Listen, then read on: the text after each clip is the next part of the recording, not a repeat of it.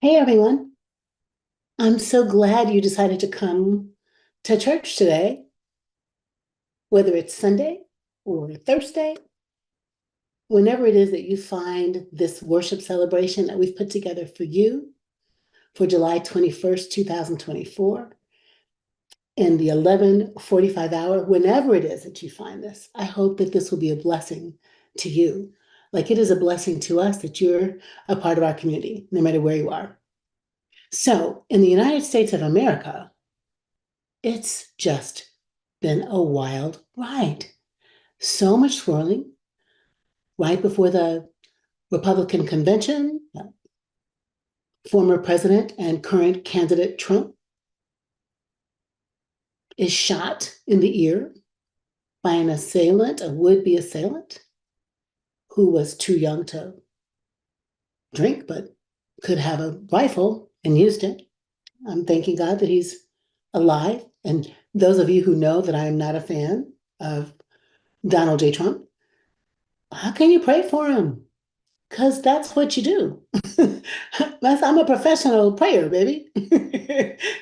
Like my life is prayer and prayer matters. And so no matter who, no matter what, pray for your enemies, pray for your family, pray for your friends, pray for the world, pray for your kitty cat, mom taught us.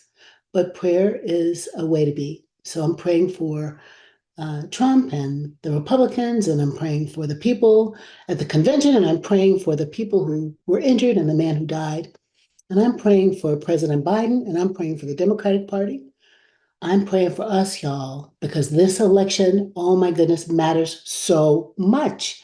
This is the one, this is it. So much on the line in terms of our nation, our democracy, our lives, our environment, our court, the Senate, the House of Representatives, how we'll be a people is on the line. And it's because it's on the line that I've been praying.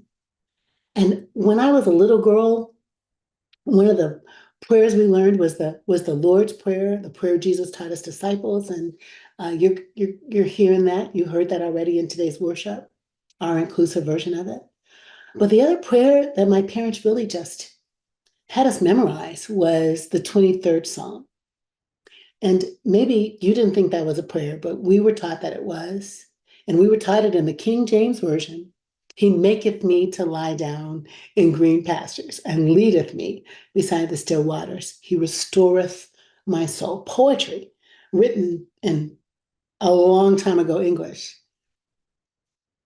I grew up on that. As a clergy, often use the New Revised Standard Version of the text.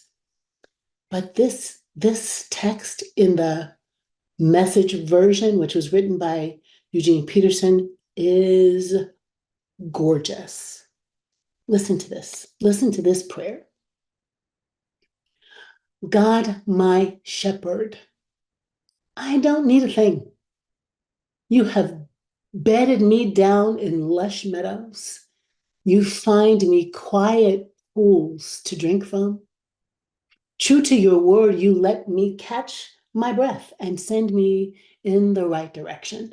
Even when the way goes through Death Valley, I'm not afraid when you walk at my side. Your trusty shepherd's crook makes me feel secure. You serve me a 6-course dinner right in front of my enemies. You revive my drooping head, and my cup brims with blessing. Your beauty and love chase after me every day of my life. I'm back home in the house of God for the rest of my life. This is the word of God for the people of God. Listen to that. Surely goodness and mercy will follow me all the days of my life. That's what most of us know. Your beauty and love chase after me every day of my life. Chase after me, pursue me, follow me, stalk me. every day of my life. Your beauty and love chase after me. What does it mean to be chased after by love, sought after by love?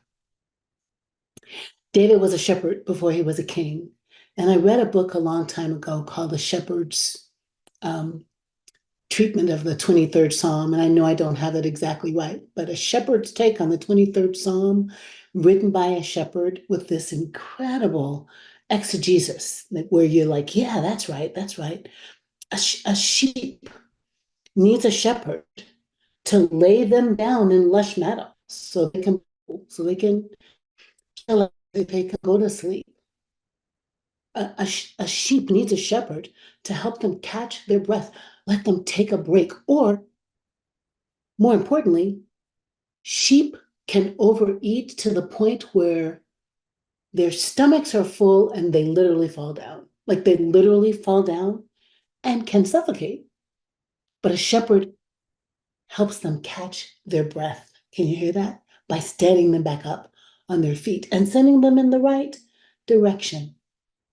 Even when they go through the valley of the shadow of death, is what we mostly hear. But in the death valley, even in the death valley, when the shepherd is walking by the sheep doesn't have to be afraid because the shepherd is like the alpha, in the neighborhood and has a staff and or a rod, and the animals sort of stay away from the sheep.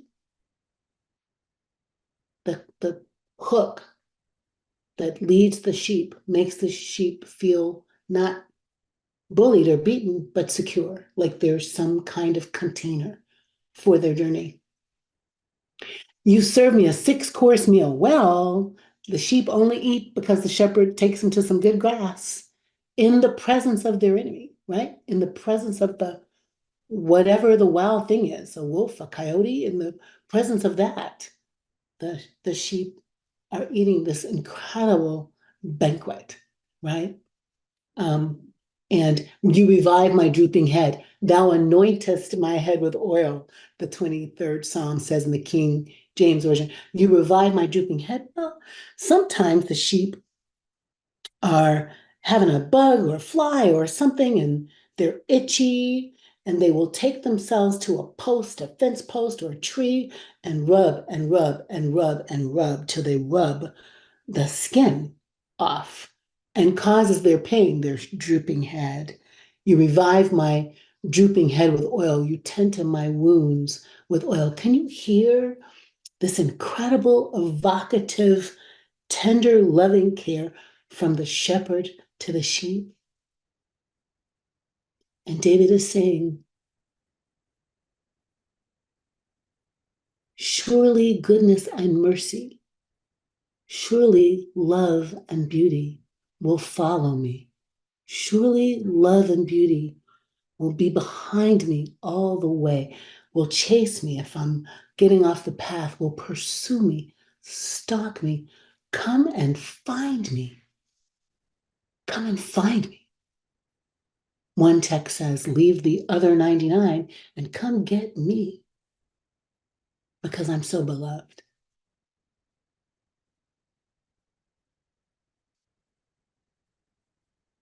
Friends,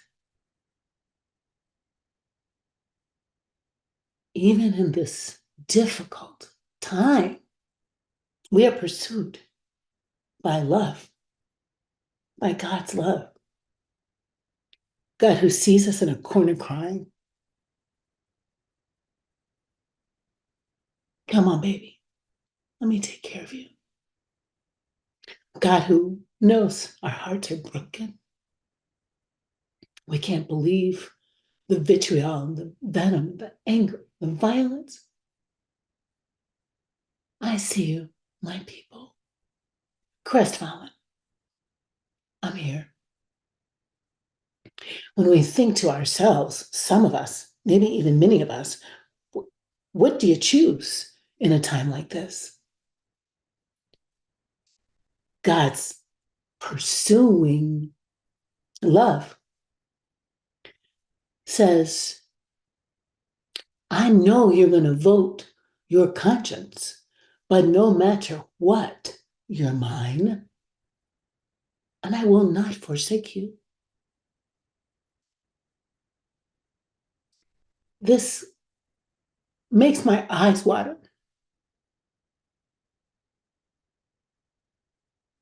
I, who am now an orphan and a big girl, right? Like a grown up woman of a certain age who just every now and then miss my mom's hand on my drooping head or my father's strong, forceful intention to keep me safe from enmity and enmities. That parental, look, all our parents got stuff. I think most of our parents got a little stuff. But there's this kind of hope for, dream for a parent, a caregiver, a caretaker, a nurturer, a protector who will love our, forgive me, we would say as young Black people, dirty drawers, love us exactly like we are, no matter what. Like the way, we love our babies and our grandchildren when they break things or do things or have tantrums or all the things little ones do. That doesn't make us stop loving them. This is the way.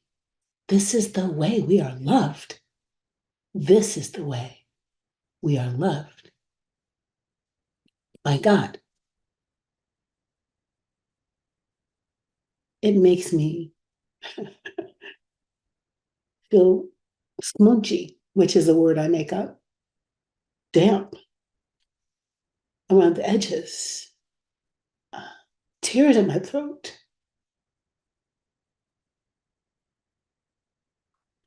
I want us to feel so beloved by this shepherding, guarding, parental, see you in your worst stuff and love you anyway, God.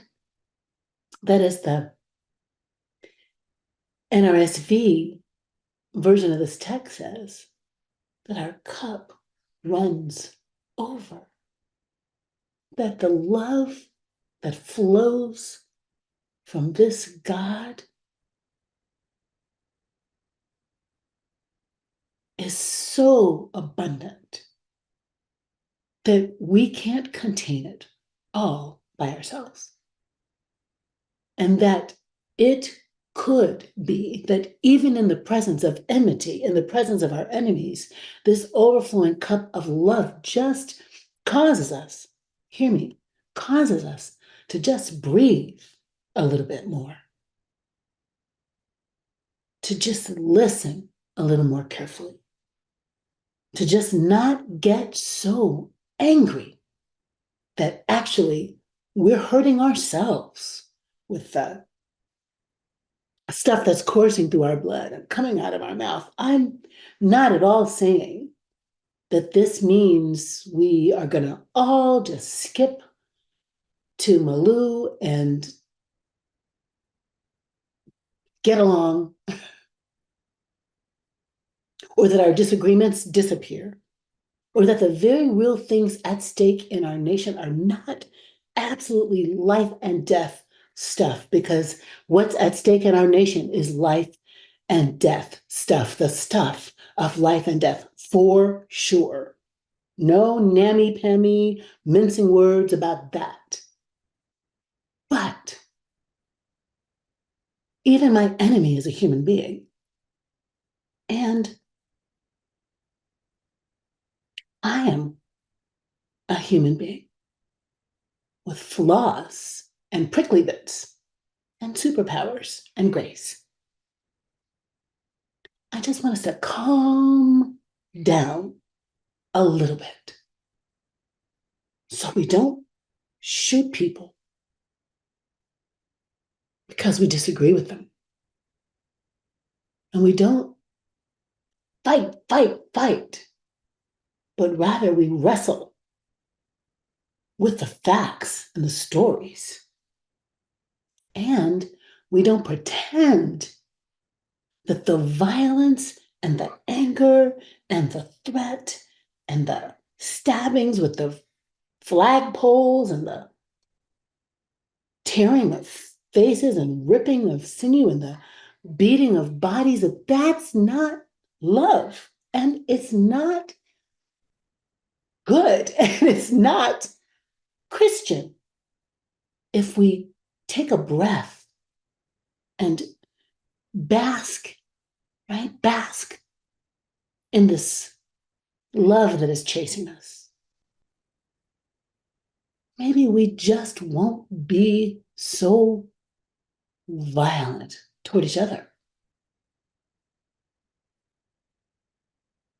We'll just slog our way through these months on the way to the November election, but with some dignity and some kinder ways to be. And yes, fierce insistence on justice and peace and love.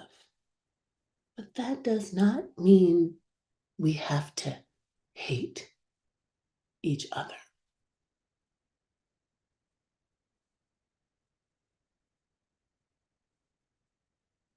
I'm sleepless about the hate.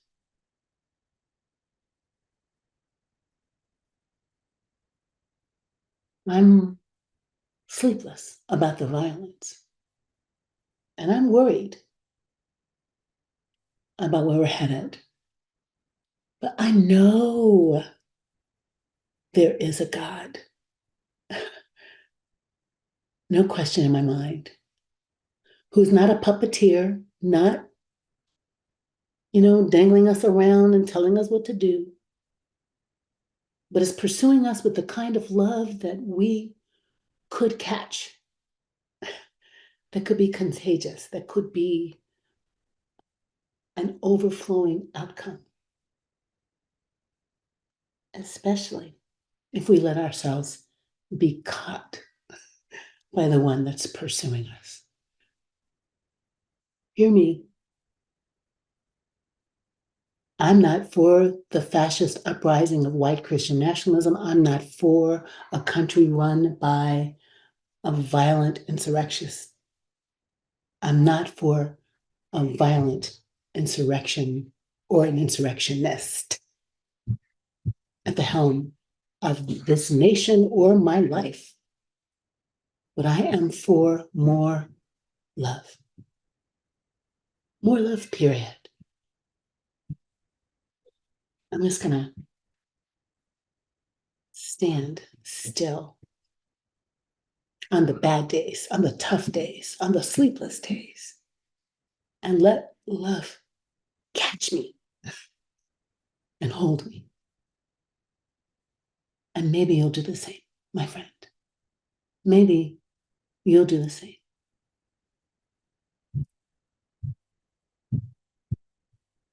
May it be so.